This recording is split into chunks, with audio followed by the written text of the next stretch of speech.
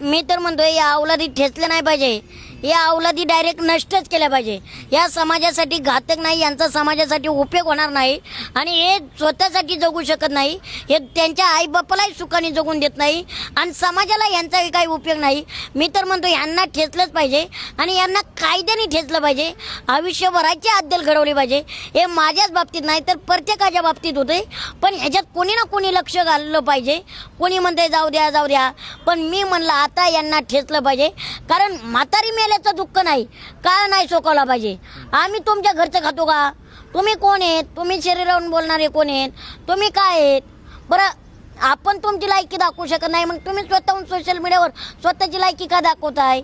आईबापांनी त्यासाठी तुम्हाला मोठं केलंय का? अरे करा ना कष्ट. यूपीवाली बिहारवाली येऊन कष्ट करतायत आपल्या महाराष्ट्रामध्ये आणि तुम्ही महाराष्ट्रातल्या मराठी मुलाला, मराठी माणसाला पुढे जाताय तर त्याला मागं ओढताय. काय तुम्हाला म्हटलं पाहिजे?